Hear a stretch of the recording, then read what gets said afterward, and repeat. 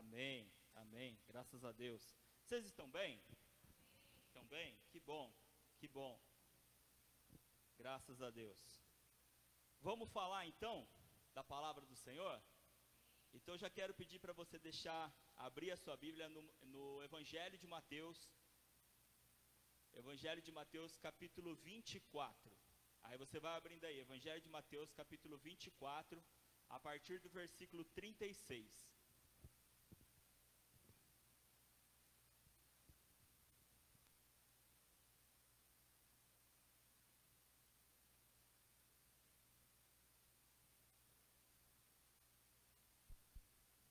Evangelho de Mateus, capítulo 24, a partir do versículo 36. Quem achou, diga amém. Quem não achou, começa a participar da escola dominical, você está precisando, hein? Diz assim: mas a respeito daquele dia e hora ninguém sabe, nem os anjos dos céus, nem o Filho, senão o Pai. Pois assim como foi nos dias de Noé, assim também será a vinda do Filho do Homem. Pois assim como nos dias anteriores ao dilúvio, comiam e bebiam, casavam e davam-se em casamento, até o dia em que Noé entrou na arca. E não o perceberam, até que veio o dilúvio e os levou a todos. Assim será também a vinda do Filho do Homem. Então, 2 estarão no campo, um será levado e o outro será deixado. 2 mulheres estarão trabalhando no moinho, uma será levada e a outra será deixada. Portanto, vigiem, porque vocês não sabem em que dia virá o Senhor de vocês. Porém, considerem isso: se o pai de família soubesse a que hora viria o ladrão, vigiaria e não deixaria que a sua casa fosse arrombada. Por isso, estejam também vocês preparados, porque o Filho do Homem virá a hora em que vocês menos esperam. Amém? Amém. Para alguns, misericórdia, né? E é exatamente isso que nós vamos falar hoje. Antes vamos orar. Senhor Deus e Pai, nós lemos a Tua palavra e pedimos para que o Teu Santo Espírito possa nos dar o discernimento, possa ministrar os nossos corações e assim possamos caminhar dentro da Tua palavra. Em nome de Jesus, amém. Amém. Como eu disse, nós lemos a palavra do Senhor e a palavra do Senhor começa dizendo no versículo 36 que a respeito daquele dia e hora ninguém sabe. Ninguém sabe. E ele termina dizendo: porque o Filho do Homem virá a hora em que vocês menos esperam. O dia e a hora ninguém sabe, e ele virá quando nós menos esperamos. Aí vem a grande pergunta para as nossas vidas, para o coração de cada um de nós. Pensando nesse texto, que ele começa dizendo que nós não sabemos o dia e a hora em que Cristo virá. E aí ele vai lá para Noé, que nós também já vamos lá para Noé, e aí ele volta e ele diz assim: vigie, porque o Filho do Homem virá quando vocês menos esperam. Pensando nesse texto, e agora você não precisa responder em voz alta, eu quero que você responda para você mesmo,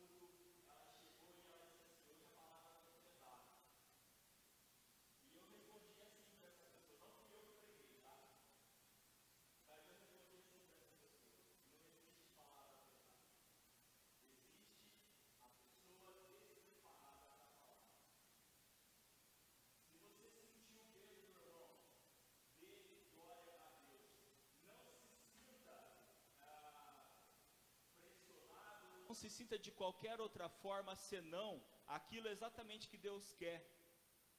Deus quer a transformação do ser humano.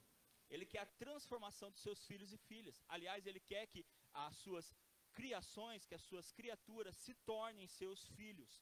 E isso só se dá através de uma transformação.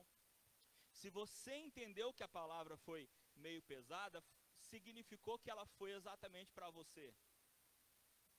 Acontece que muitas vezes a gente entende com tranquilidade e calma que a palavra foi para nós. E às vezes a gente não entende com tranquilidade e calma, às vezes a gente entende com peso. Por quê? Porque a palavra do Senhor, ela é confrontadora. Ela é confrontadora. E ela tem que ser. Ela tem que ser confrontadora, porque se não houver confronto, não existe mudança. Não é verdade? Não existe mudança se não houver confronto. E aí sim a gente vai entrar aqui num contexto. Antes da gente entrar em Noé, eu quero falar a respeito de duas coisas primeiro, tá? Que são essas duas coisas que Cristo, ele está dizendo aqui, a partir do versículo 40. Versículo 40 ele diz assim: então 2 estarão no campo, um será levado e o outro será deixado. 2 mulheres estarão trabalhando no moinho, uma será levada e a outra será deixada. Nós vemos aqui algo muito interessante. Por quê?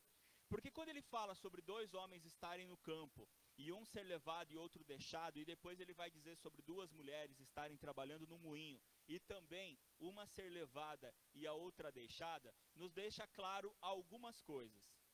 Primeiro, e eu vou falar direto assim. Primeiro, a salvação é individual. A salvação é individual. E ele já está deixando muito claro isso. Segundo, muitas vezes quando a gente fala em ser salvo ou não ser salvo ou ficar, ser perdido, né, ou ficar para trás, existe até uma brincadeira que a gente faz sobre o arrebatamento. Eu fiz esses dias na escola dominical. Se eu fizer agora, quem estava na escola dominical não vai cair na brincadeira, né? Mas deixa eu fazer uma pergunta para vocês e para você que está em casa. Quem vai ficar feliz quando Jesus voltar?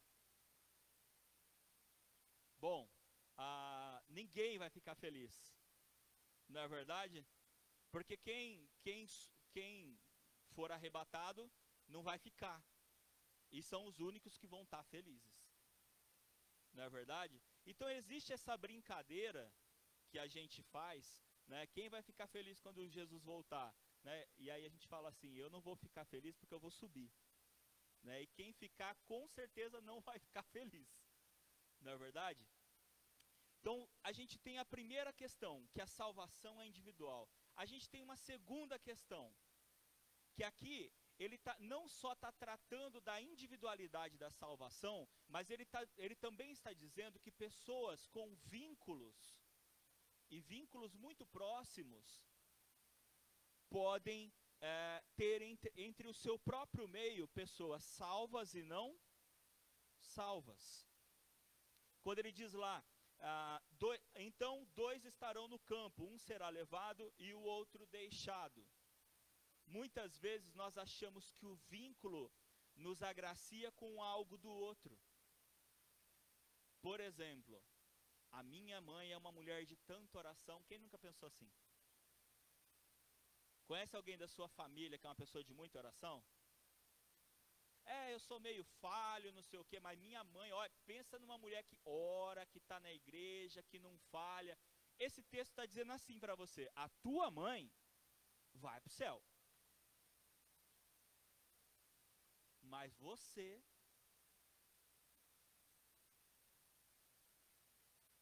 entende? Não, mas a minha mãe cobre nossa família de oração. Ela pode até cobrir tua família de oração, mas a tua salvação não é gerada através da oração dela. Você pode até ter sido ganho através de uma vida de oração de outra pessoa, mas se chegar o dia e você não tiver sido ganho, você não tiver se rendido aos pés de Cristo, você é aquele que vai ser separado dos que forem. Amém? ou misericórdia? Eu acho que várias vezes que eu perguntar amém hoje, vai ser amém ou misericórdia. Noé. Vamos lá para Noé. A gente começa em Gênesis. Gênesis capítulo 6. Gênesis capítulo 6, a partir do versículo 5. Gênesis 6, 5. Diz assim: o Senhor viu que a maldade das pessoas havia se multiplicado na terra e que todo o desígnio do coração delas era continuamente mau. Então o Senhor ficou triste por haver feito o ser humano na terra, e isso lhe pesou o coração. O Senhor disse: farei desaparecer da face da terra o ser humano que criei. Destruirei não apenas as pessoas, mas também os animais, os seres que rastejam e as aves dos céus, porque estou triste por havê-los feito. Porém Noé encontrou favor aos olhos do Senhor. São estas as gerações de Noé. Noé era homem justo e íntegro entre os seus contemporâneos. Noé andava com Deus. Amém? Só para a gente completar o versículo aqui, gerou 3 filhos, Sem, Cã e Jafé. Só para a gente concluir essa parte aqui de Noé. Então a gente viu que Jesus relacionou Noé lá no texto de Mateus, né? Ele diz lá assim, lá no texto de Mateus: pois assim como nos dias anteriores ao dilúvio, comiam e bebiam, casavam-se e davam-se em casamento, até o dia em que Noé entrou na arca, e não o perceberam, até que veio o dilúvio e os levou a todos. Assim será também a vinda do Filho do Homem. Amém? Existe muito questionamento a respeito de como foi esse período de Noé. A gente sabe que a humanidade estava perdida, como nós acabamos de ler, que Deus viu que a maldade das pessoas havia se multiplicado na terra. E ele percebeu que não existia mais salvação. Mas ele olhou e se agradou, né? Ele achou graça diante de um homem, diante de Noé. Então Deus chega para Noé, né, e fala para Noé: Noé, eu vou acabar com isso aqui. Eu vou acabar com isso aqui. Mas como você é um homem justo e íntegro, eu vou te salvar. Eu vou te salvar. Então vai existir salvação através da sua vida. Constrói uma arca. Enquanto você constrói a arca, eu dou tempo, né? O que eu falei que existia muito questionamento é se por um acaso Noé havia pregado, né? Se Noé havia pregado no período em que ele construía a arca. Porque no texto de Gênesis não fala isso. No texto de Gênesis não fala isso. Mas nós vamos para 2 Pedro. Segunda carta de Pedro, capítulo 2, versículos 5 a 7. Diz assim, 2 Pedro, capítulo 2, versículos de 5 a 7. E ele não poupou o mundo antigo, mas preservou Noé, pregador da justiça, e mais 7 pessoas, quando fez vir o dilúvio sobre o mundo de ímpios. Amém? Amém. Depois eu vou ler o 6 e o 7, só para a gente entender aqui o contexto de Noé. Noé vivia então no meio de um povo completamente corrompido e perdido, certo? Completamente corrompido e perdido. E aí a gente muitas vezes se pergunta se Noé, se não havia dado a oportunidade para outras pessoas se salvarem. Sim, havia. Havia. E um dos motivos que nós vemos é esse, porque Pedro disse que Noé era um pregador da justiça. O que um pregador faz? O que um pregador faz, gente? Ele prega. Se Pedro diz que Noé era um pregador da justiça, significa que Noé pregava. Significa que Noé pregava. Enquanto ele não pregava a arca, ele pregava a justiça. Enquanto ele não pregava a arca, ele pregava a justiça. Esse é o primeiro ponto que eu quero usar. Sabe qual que é o segundo ponto? é que assim, muitas vezes a gente pensa que Noé só tinha a esposa e os 3 filhos. Alguém já pensou assim? Que a vida de Noé se resumia à esposa e aos 3 filhos e não existia mais ninguém na vida deles? Só que o que a Bíblia falou aqui no versículo 9 de Gênesis 6, diz assim: Noé era homem justo e íntegro entre os seus contemporâneos. Ou seja, ele convivia com muitas outras pessoas. Parentes, amigos, vizinhos, conhecidos. E da mesma forma que Jesus retrata lá em Mateus, quando ele diz assim, vão ter 2 no campo, um será levado e o outro deixado. Vão ter 2 no moinho, uma vai ser levada e outra deixada. Noé não tinha só sua esposa e seus filhos. No seu convívio, tinha muitas outras pessoas. Tinha muitas outras pessoas. Mas cadê que essas pessoas entraram na arca? Cadê que essas pessoas se salvaram? E foi falta de alguém para falar? A gente pode dizer que foi falta de alguém para falar? Não. Porque Pedro disse que ele era um pregador. Pedro falou, ele era um pregador. Mas Jesus diz assim como foi no período de Noé, em que as pessoas viviam do jeito que queriam, faziam as coisas do jeito que queriam, não levavam as coisas a sério, ouviam, porque era pregado,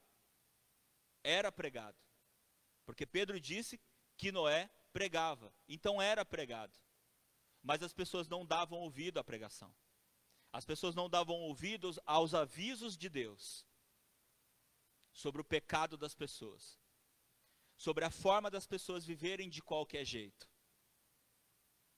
E aí o que Cristo fala lá em Mateus? Eles só perceberam quando o quê? Quando veio o dilúvio. Não é nem quando Noé entrou na arca, né? Como que ele diz lá, ó. Versículo 39, e não o perceberam até que veio o dilúvio. Viviam de qualquer jeito, casavam-se, davam-se em casamento, comiam, bebiam, ou seja, estavam vivendo as suas vidas do jeito que eles queriam, de qualquer jeito. Ir para a igreja, por que ir para a igreja? Para que ir para a igreja? Acordar de manhã para uma escola dominical, para que fazer isso? Ser fiel, ser dizimista, para que fazer isso? Será que a gente precisa levar tão a sério assim a Bíblia? Será que a gente precisa levar tão a sério assim a palavra de Deus? Vamos vivendo do jeito que a gente está vivendo, está confortável, está tranquilo, está cômodo, não está? Até que vem o quê? Até que vem o dilúvio.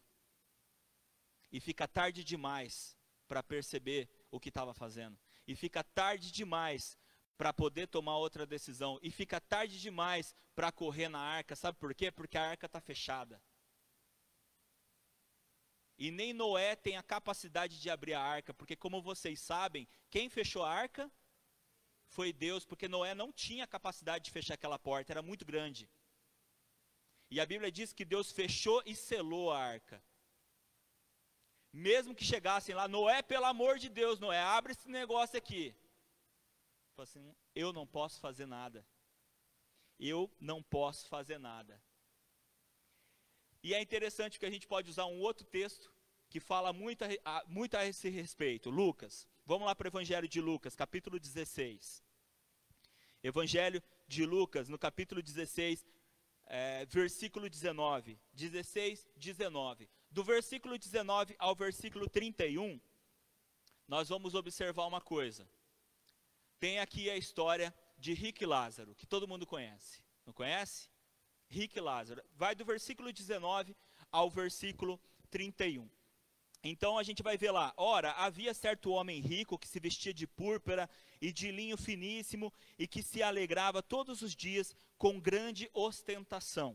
Havia também um certo mendigo, chamado Lázaro, coberto de feridas, que ficava deitado à porta da casa do rico. Bom, estão apresentados o rico e Lázaro, ok? Quem era o rico? Era um homem que vivia para se divertir, para viver a sua vida do jeito que ele queria e para, como diz aqui mesmo o texto, para ostentar, certo?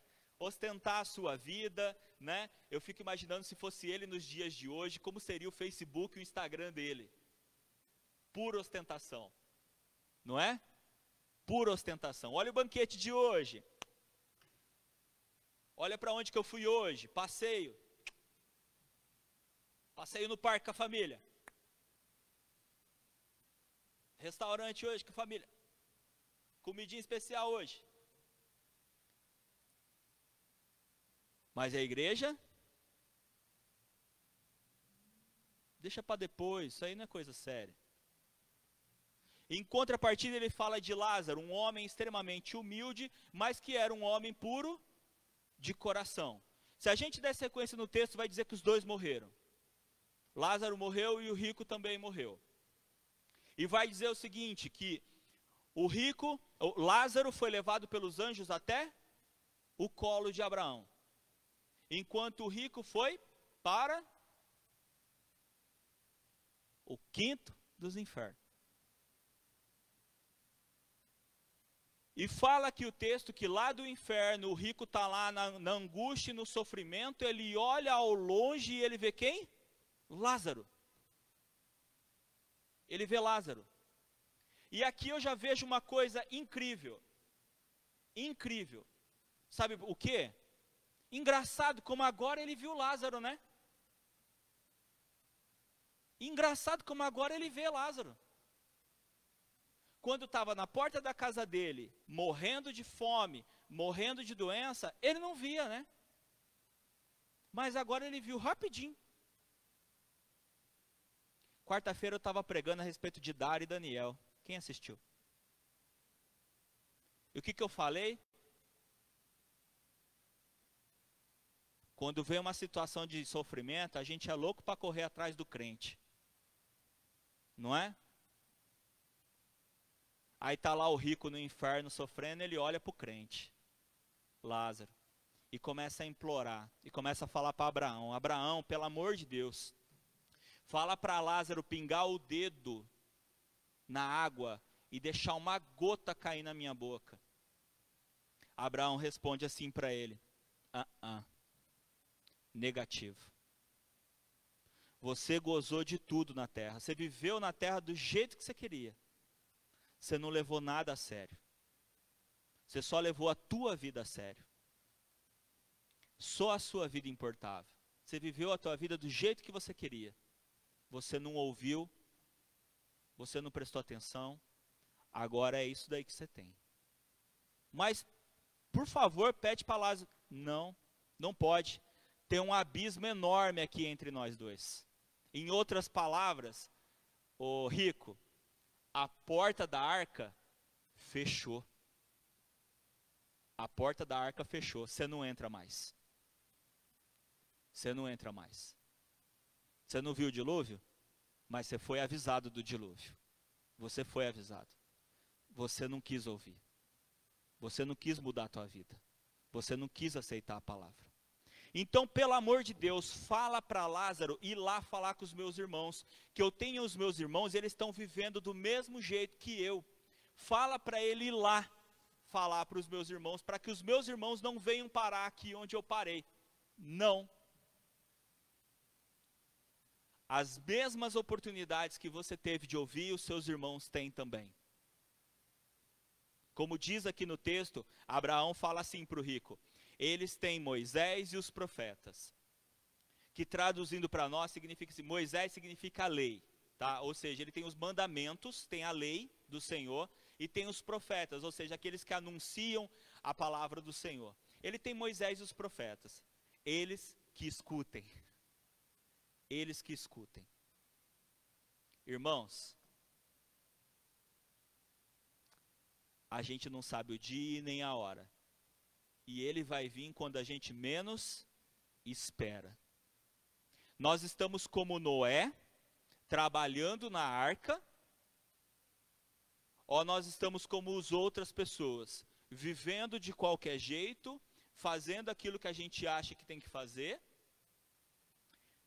e só esperando o dilúvio aparecer para sair correndo? Como nós estamos vivendo? Quem nós somos nessa história? Porque a palavra, ela tem sido pregada. Amém? A palavra, ela tem sido pregada. A questão é se as pessoas têm ouvido a palavra. Se a gente voltar um pouquinho aí de Lucas, no capítulo 12, Jesus Cristo, ele está falando de um outro homem rico. Capítulo 12, versículo 21. 12, 21. Aqui. Se a gente pegar ali, ó, a parábola do rico tolo, ela vai do versículo 13 até o versículo 21. Deixa eu focar aqui um pouquinho. Abre aí, vê aí o versículo 16, que diz assim: E Jesus lhes contou ainda uma parábola dizendo: O campo de um homem rico produziu com abundância. Então ele começou a pensar: que farei, pois não tenho onde armazenar a minha colheita. Até que disse: já sei, destruirei os meus celeiros, construirei outros maiores, e aí armazenarei todo o meu produto e todos os meus bens. Então direi à minha alma: você tem em depósito muitos bens para muitos anos. Descanse, coma, beba e aproveite a vida. Parece até o rico da história do rico e Lázaro, né? Ele tinha abundância e ele estava produzindo ainda mais, e ele pensando assim: eu não tenho nem onde guardar tudo isso. Pensando no quê? Nele mesmo. Pensando em quem? Na sua própria vida. Na sua própria vida. Quando que acontece o quê? Versículo 20. Mas Deus lhe disse: louco, esta noite lhe pedirão a sua alma.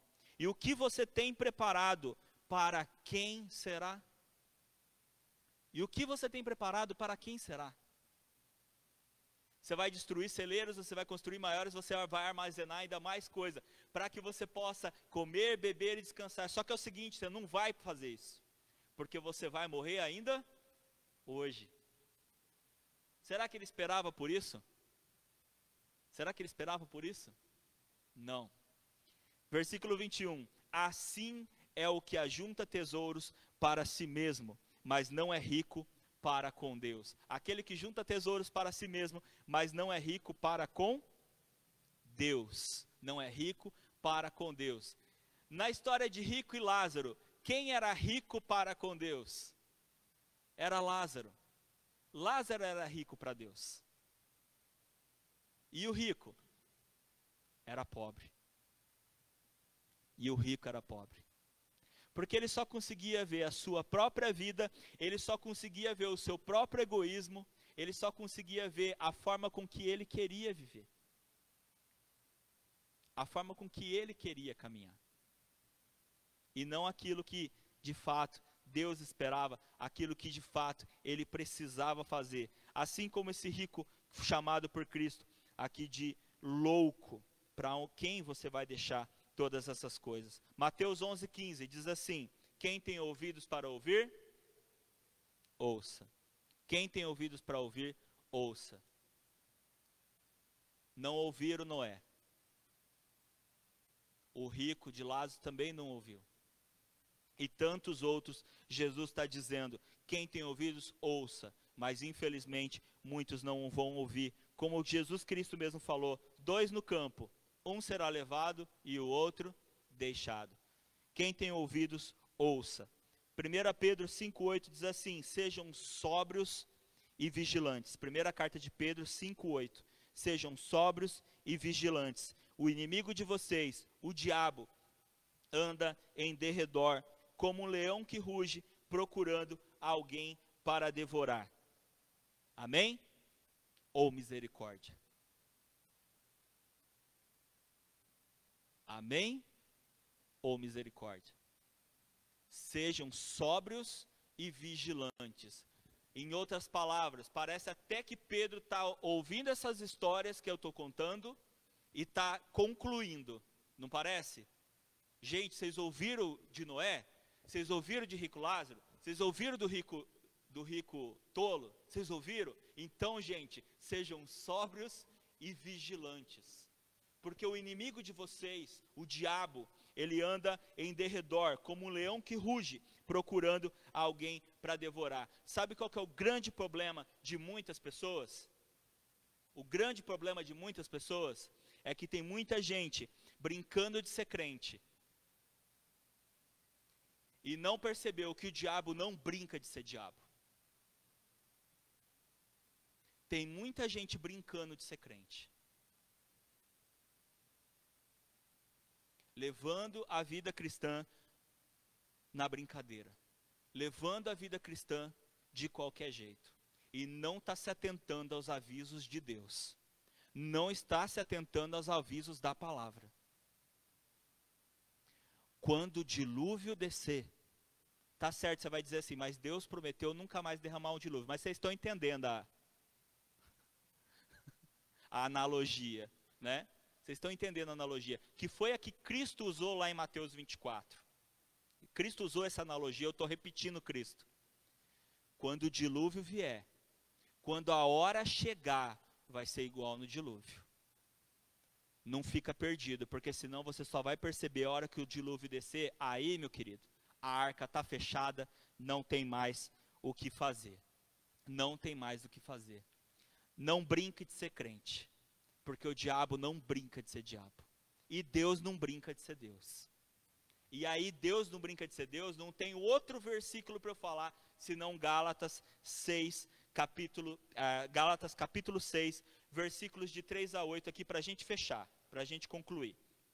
Porque se alguém julga ser alguma coisa, e eu fico pensando assim, o rico julgava ser alguma coisa, não julgava?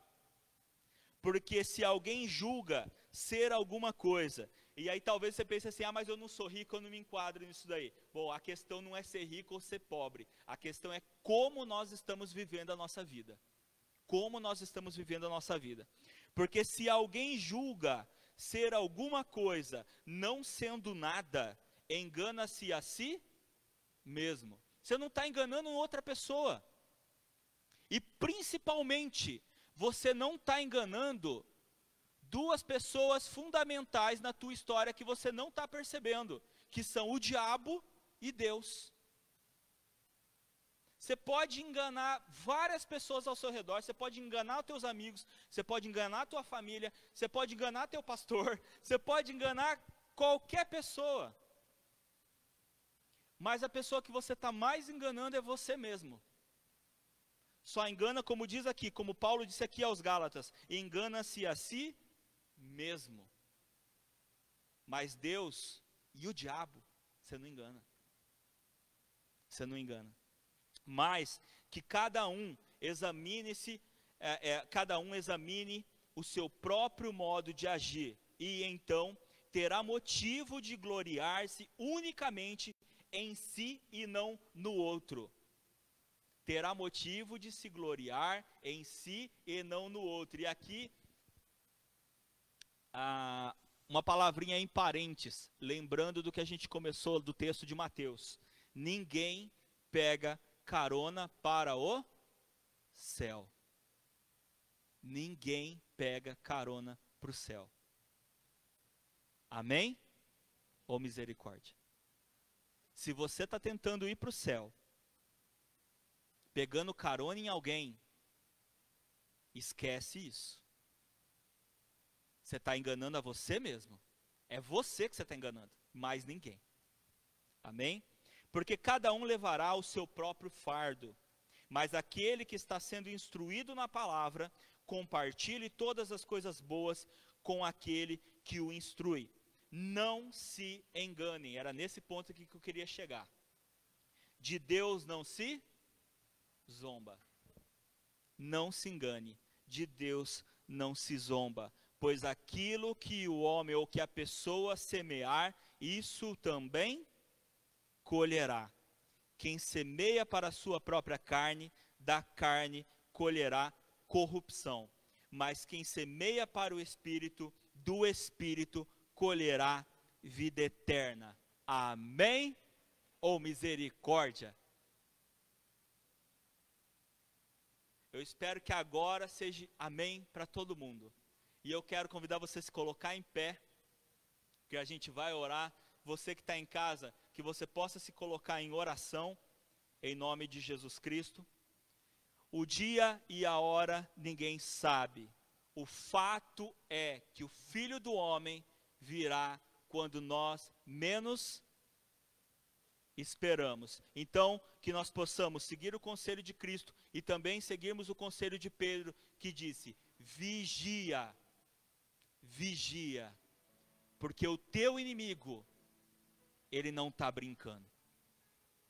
O teu inimigo não está brincando. E se você estiver brincando, você pode ser como uma daquelas pessoas que só percebeu quando o dilúvio chegou. Aí é tarde demais. Foi o que Abraão falou para o rico. É tarde demais, você não pode fazer mais nada. Você podia ter feito a tua vida inteira, mas você não quis. Você levou na brincadeira. Você levou na brincadeira. Escola dominical para quê? Irmãos, por que a gente faz uma escola dominical? Porque nós, como os filhos de Deus, nós precisamos aprender. Nós precisamos aprender. E a escola dominical é o lugar para nós aprendermos. Acorda cedo no domingo e participa da escola dominical. A gente não faz porque a gente acha bonito fazer. A gente faz porque a gente precisa crescer. Vim para a igreja, para que vim para a igreja? Porque a gente precisa se alimentar. Porque a gente precisa ser transformado. E aqui é lugar para isso. Deus sabe quem não pode vir. Deus sabe. E Deus conhece o coração de cada um. Como eu disse, Deus a gente não engana. Deus sabe quem não pode e quem não quer vir. Ele sabe a diferença. Pastor, está mandando recado? Tô. Porque a palavra de Deus é recado para a vida do ser humano. Tô mandando recado sim. E eu espero que você entenda isso. Espero que você entenda isso, em nome de Jesus. Porque eu falo isso, não é porque eu acho bonito, e não é porque eu sou pastor e acho que posso. Eu falo isso porque é a palavra de Deus, e eu acredito nessa palavra. Eu acredito e eu tenho temor a esse Deus e a sua palavra. Amém? Fecha os teus